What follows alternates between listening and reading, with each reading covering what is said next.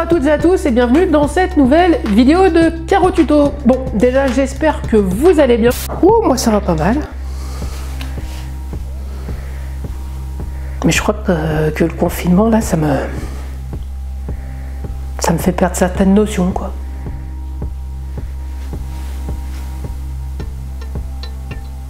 Et dans cette vidéo, on va réaliser ensemble le sol d'une cuisine. Alors c'est vrai que je pense que c'est dû à la période puisque j'ai énormément de demandes pour du sol de cuisine et des crédences aussi. Si vous êtes cuisiniste et que vous êtes abonné à la chaîne, n'hésitez pas à nous faire part de votre ressenti puisque de toute façon ça c'est dû à ce confinement, les gens ont besoin de se sentir mieux dans les pièces à vivre et notamment la cuisine. Il y a un gros boom de ce secteur là en France. Le secteur de la cuisine est en train d'exploser, que ce soit l'électroménager et aussi la pose de cuisine.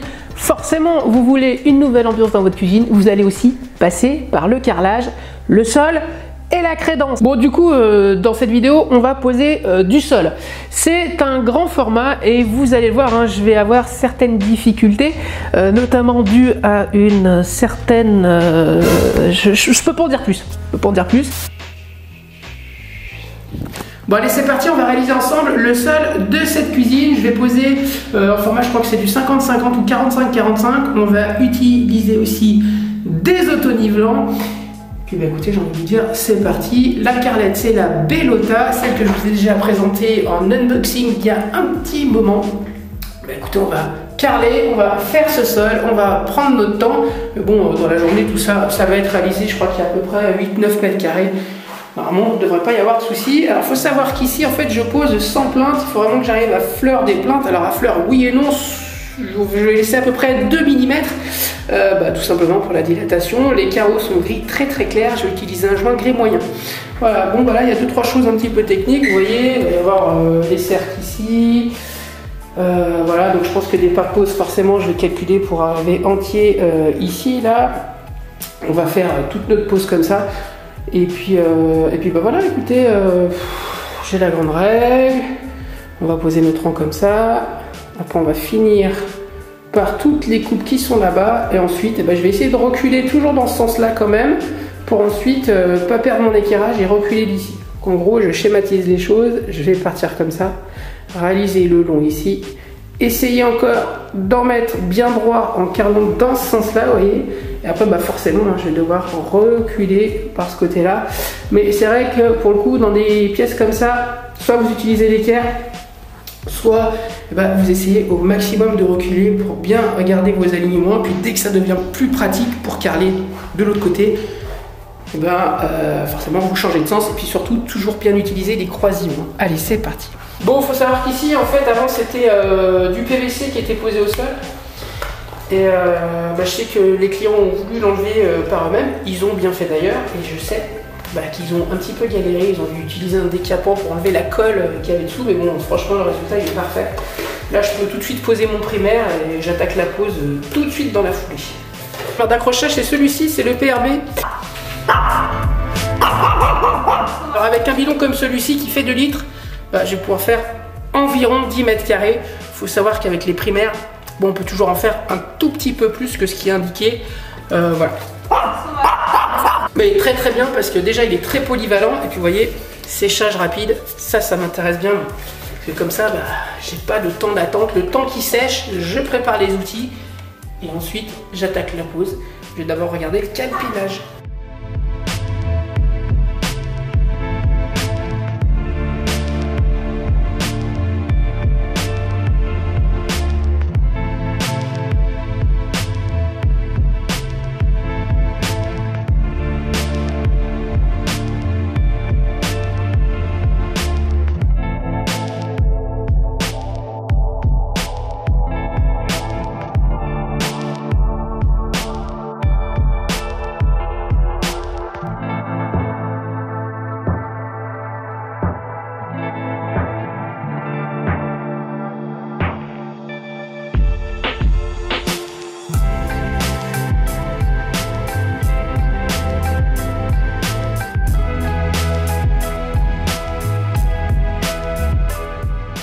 Bon, le primaire est fait, maintenant c'est le départ pose. Qu'est-ce qu'il y a d'important?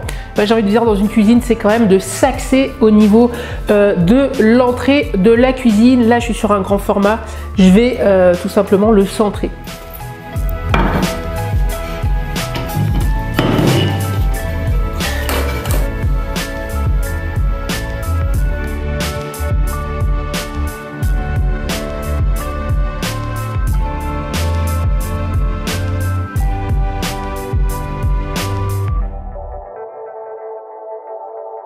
Alors ce qui vient d'intéressant ici, vous allez me voir poser les règles, elles vont me servir en fait de butée en fait. C'est là-dessus que je vais poser les carreaux. Pour être sûr d'être bien axé dans la pièce, et ben vous allez voir, je vais utiliser le mètre. Je vais prendre les mesures de chaque côté sur le mur de gauche, puis sur le mur de droite, pour être sûr qu'elles soient bien centrées sur la pièce.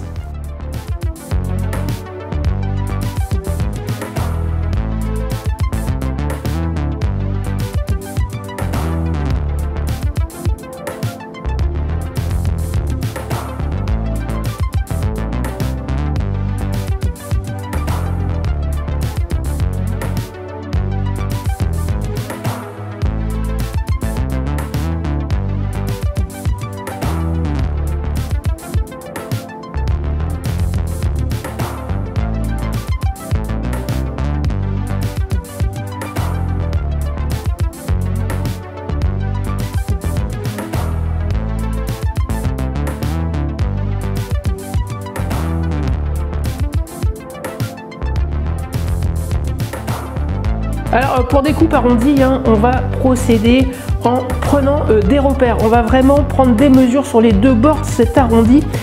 On va dessiner un carré et à l'intérieur de ce carré, forcément, je vais dessiner mon cercle.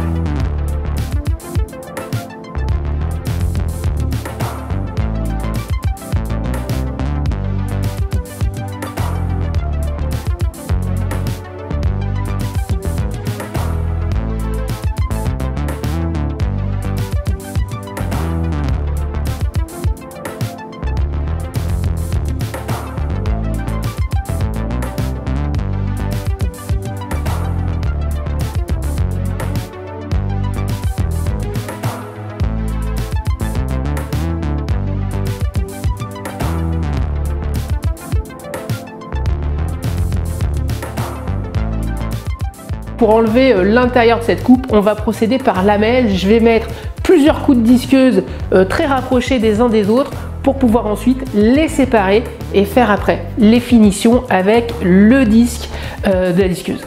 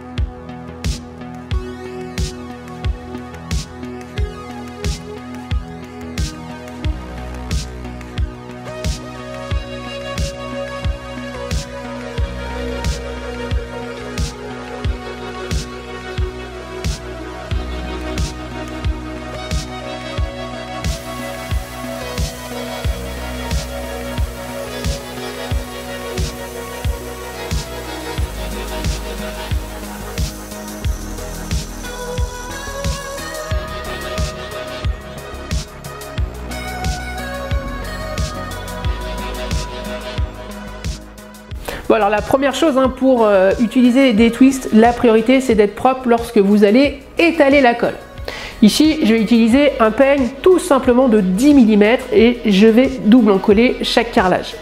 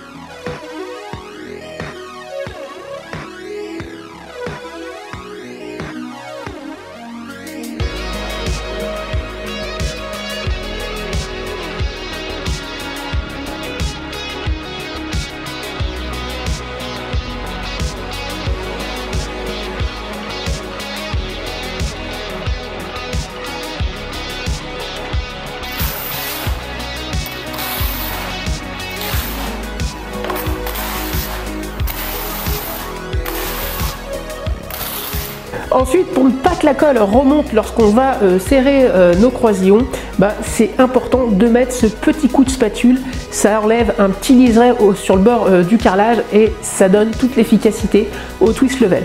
Et d'ailleurs, restez bien jusqu'à la fin de vidéo puisque je vous détaille tous les outils que j'utilise pour réaliser cette pose d'environ 10 mètres carrés. Je vais tout vous détailler, les twist level, les cales et bien sûr, vous allez voir avec l'activation du code promo CaroTuto.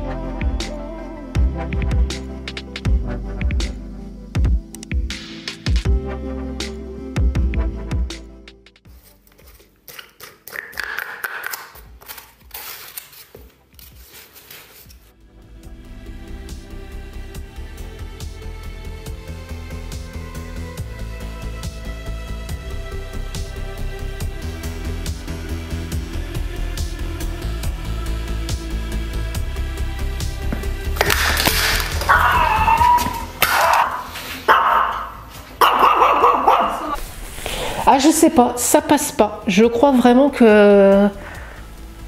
Je crois qu'elle m'en veut. Je sais pas, c'est peut-être la coupe de cheveux, non? Ou la voix.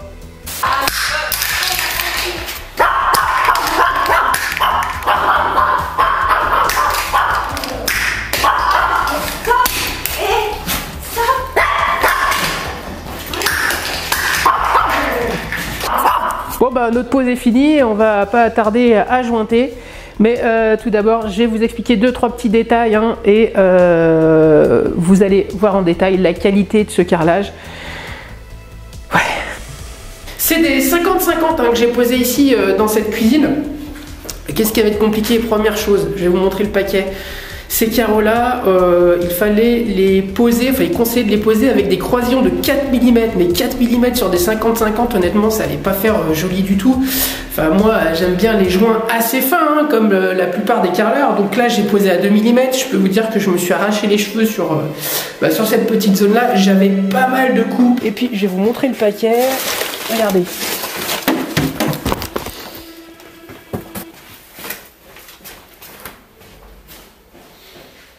Mais là où c'était compliqué, regardez, c'est qu'ils sont énormément voilés, franchement, c'était juste horrible. Alors j'ai utilisé des auto-nivelants en fonction des zones. Vous voyez, là j'enlève toute la zone qui était compliquée là-bas, que j'ai posé avec de l'auto-nivelant. Mais là, alors... Vous voyez, il y a des galbes, c'est impressionnant, impressionnant.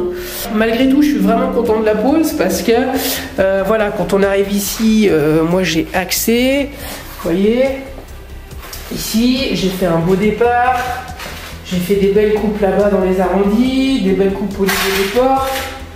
Donc voilà, pour vous dire... par moment, nous, on est aussi dépendant de la qualité du carrelage choisi. Bon, ça, effectivement, il faut bien l'avertir. Faut bien avertir les clients hein, lorsque, voilà, c'est des gens qui voulaient pas investir non plus un prix exorbitant dans le carrelage. Mais bon, c'est vrai que, voilà, il faut choisir la bonne pose.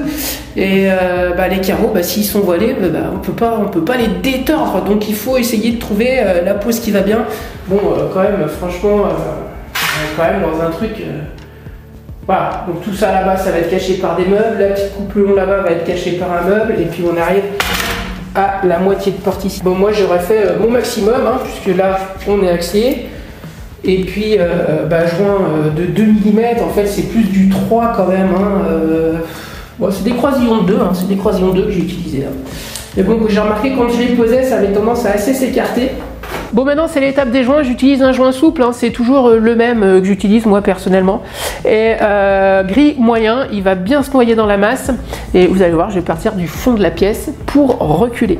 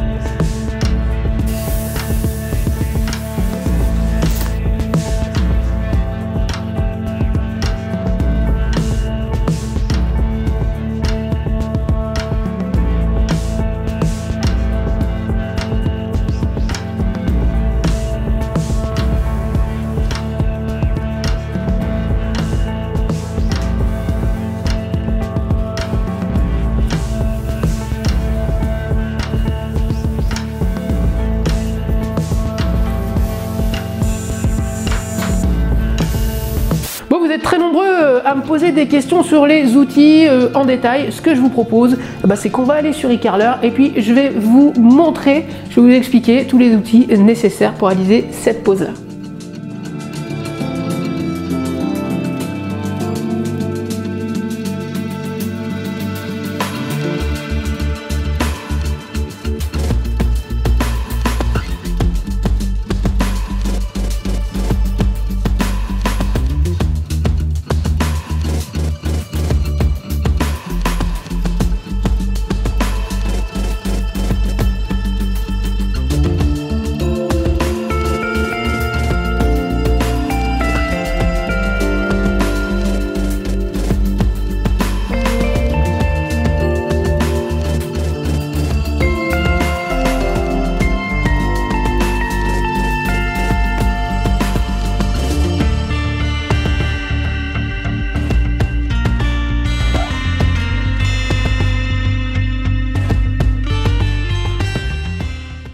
Vous avez votre site référence en carrelage, hein, carotuto.fr. Il y a plein d'informations essentielles, des articles, et je pense que ça peut vraiment vous servir, ça peut vraiment être une référence pour vous. Donc n'hésitez pas à aller jeter un coup d'œil sur le site. Si vous aimez les choses un petit peu rock'n'roll, les t-shirts, vous avez la boutique en ligne, je vous mets le lien en description de vidéo. Je vous encourage à vous abonner à la chaîne si vous aimez un petit peu le style de vidéo de Caro Tuto.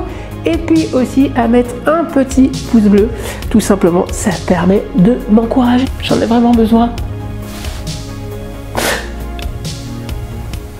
Je peux plus parler. Je vous dis à très vite pour de nouvelles vidéos, mais surtout, eh ben oui, prenez soin de vous.